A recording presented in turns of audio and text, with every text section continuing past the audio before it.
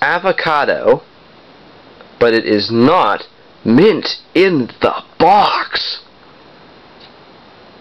And it's not from 1972 as far as I know, although it would be funny if it was from 1972. That'd be hilarious. Nevertheless, let's get down to business and figure out what this thing is.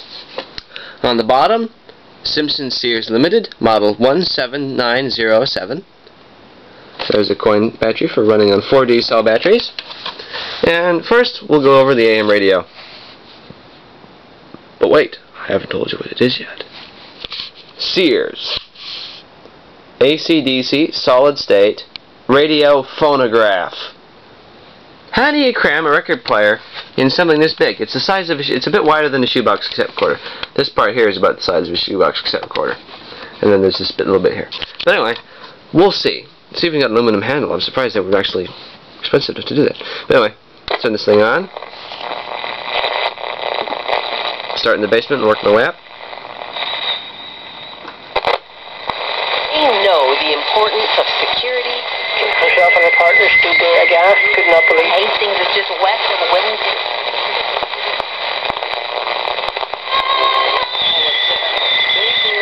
Camera interference. More camera interference.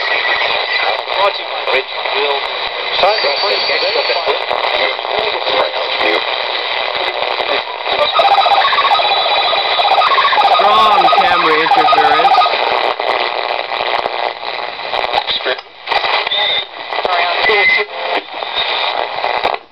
Yeah, this camera interferes with the radio, so I'm not going to pick up much. But let's see how they crammed a record player into this avocado box. There it is. The platter is probably the size of a donut. Alright, actually here's a 45 adapter. This is how big it is on the platter. Where's a ruler? I haven't got one. Anyway, let's just use an equally vintage 45 as an example. We'll set this switch to 45, set this to phono, set the volume all the way up because it has a weak amplifier for the record, and we'll fit a tune that I'm sure we all know. Well, most of us know. Most of us in the 60s, back when this stuff was hip, will know and probably would like to forget, although it's the Archies. And Sugar Sugar.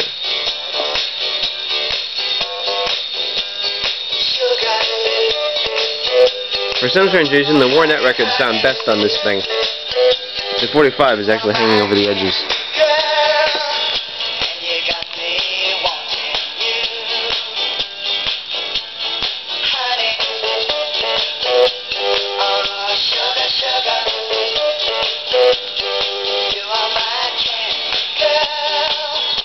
That's close enough. I don't want to break any copyright infringements.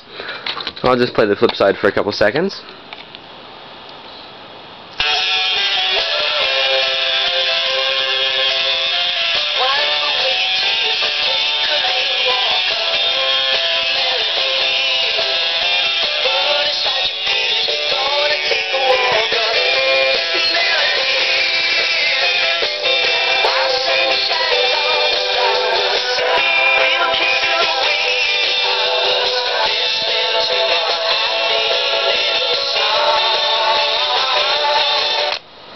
You get the idea?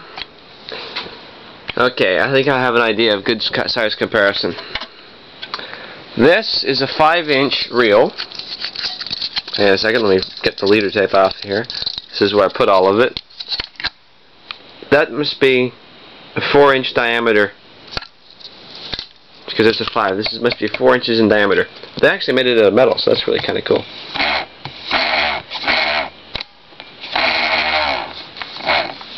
And the bearings aren't too keen, but let's switch this down to 33 1/3 for a record. And I might have to put a penny on the head shell for this. It skips a little bit.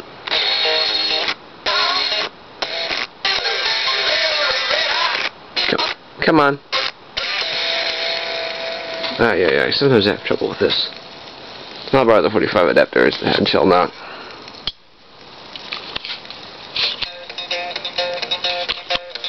Here they come, the boys in the bright The speed isn't the most constant on this thing, but it works.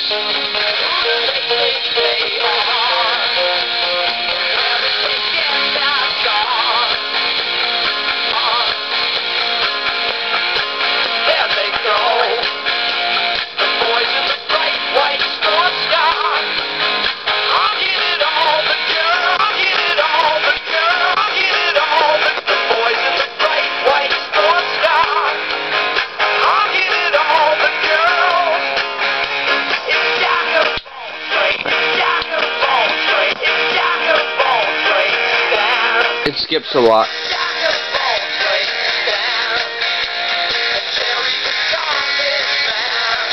At one point I had like a nickel and a penny on the top of this thing.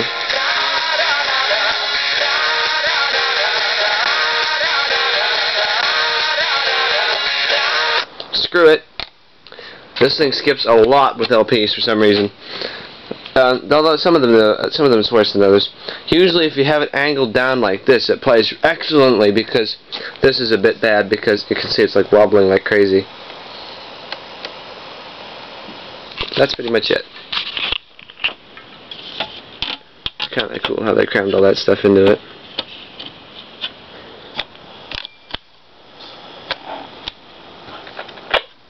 But there's the Sears portable record player for you in avocado.